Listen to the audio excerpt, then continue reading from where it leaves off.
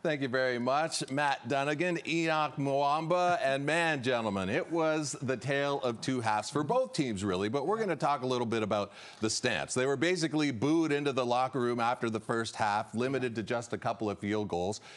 But they were a different team in the second half. Defensively, they held the fort in the third, and then offensively, Jake Maier really came to play, bringing this team back. Yeah, no question. They really came together and melded in those last 30 minutes with Rene Paredes having another night. You know, going 4 for 4, 51 yards was his longest, and he continues to be perfect on the season. But it wasn't perfect for Jake Maier in the first half. But the second half, he settled down, and he started getting some help and got some explosives. Here, you see Mark and Michelle on a nice dig route, and balls put in there nicely.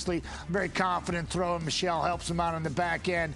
And to me, it's exactly what you're looking for. I like the little misdirection here and getting it done, and another explosive play, which he didn't have in the first half. And that's the difference in moving the field and swapping the position. Then over the top, it's a great play by Eccles getting involved. He had 2 catches. This is the biggest one. He gets up and he scores. And to me, you got to have these explosives. And Jake was not playing badly in the first half. He's like 11 or 13, and he's doing okay.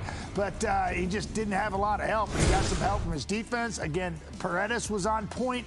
And he really flipped it around and settled in nicely. There were some boo birds out there in the first half. Certainly. And it was like, whoa, things are getting tough. They expect victories at home, and that's what they got, moving 4-0 at the house there at McMahon. And that's pretty good work by Jake Maier, silencing everybody and getting the job done and staying perfect on the season at home. And well, what's that great philosopher? What did he say at halftime Reggie again? Bagleton. Energy is momentum. Momentum is energy. And that's exactly what happened in the second half. This team came and started building momentum, and they built it with the energy that they brought from the locker room. And this defense was actually tremendous. They didn't let Cam Dukes get comfortable at all in that second half. They were all in the end zone, in the backfield. I saw Michael Rose back there. He bull rushed his way into Cam Dukes' kitchen, and Cam Dukes was never comfortable in the second half. And there was nothing that the offense could possibly do to move the ball forward. So it was nothing that they could do. 111 yards at halftime Cam Dukes had, and in the second half only ended the game with 177 yards, 21 unanswered points. You can't win a game like that, Matt, at all.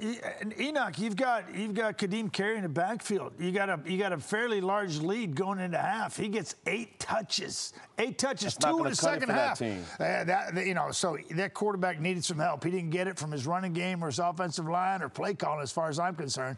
And Calgary just totally flipped the script. Yeah, the Stamps, they move up to a record of 4-4. The Argos fall to 4-4, and both teams have short weeks this week, but no complaints, gentlemen, because they're playing each other.